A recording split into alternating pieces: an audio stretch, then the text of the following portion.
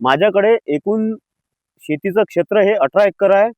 जवळपास 20 वर्ष झाले आमच्याकडे हरभऱ्याचं एकच पीक आम्ही घेत आहोत. तर पहिले मला हरभऱ्याची झडती ही 5, 6 किंवा 8 पर्यंत, मोस्टली 8 पर्यंत जात होती.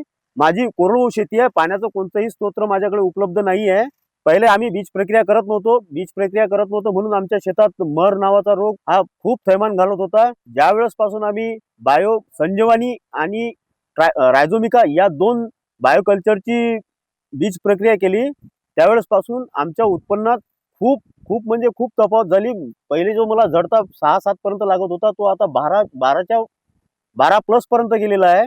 ज्यावेळेस पासून मी हे प्रोडक्ट वापरून राहिलो, त्यावेळेस पासून पांढऱ्या ज्या आपल्या तंतुमुळं असतात, त्याच्यात भरपूर प्रमाणात वाढ झाली. भरपूर प्रमाणात वाढ झाल्यामुळे खालून अन्न शोषण हे झाड व्यवस्थित करून राहिलं.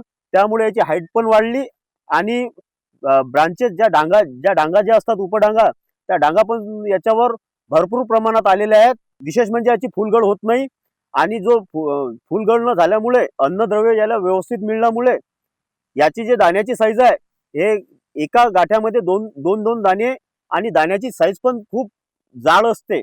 मागच्या वर्षी मला जवळपास 12ची झडती लागली होती. यावर्षी माझी अपेक्षा ही 14च्या पुढे जाण्याची आहे. कारण डेरी लावून फवारल्यामुळे याच्यावर तुम्ही बघू शकता एवढी फुलधारणा झालेली आहे की मी जवळपास या 4-5 वर्षात मी एवढी फुलधारणा माझ्या झाडांना बघितली नाही. एका डांगीवर जवळपास 14 पर्यंत हरभरा आणि फूल याची सिरीज लागलेली आहे. आणि रासायनिक खते वापरणे मी जवळपास म्हणजे 5 वर्ष झाले मी बंदच करून टाकलेले आहेत. खर्चात पण कपात झाली. म्हणजे रासायनिक खतच जर आपण वापरून नाही राहिलो तर 50% ऑटोमॅटिक आपल्या खर्चात कपात होणारच आहे. त्यामुळे माझं पूर्ण शेतकऱ्यांना विनंती आहे की आपण रासायनिक सोडून जैविक निर्मल कंपनीचं बायोसंजीवनी आणि रायझोमिका हे औषध हरभऱ्यालाच नाही तर तुम्ही तुमच्या शेतामध्ये कोणत्याही पिकाला आपण याची जर बीज प्रक्रिया केली तर आपल्याला फायदाच होणार आहे.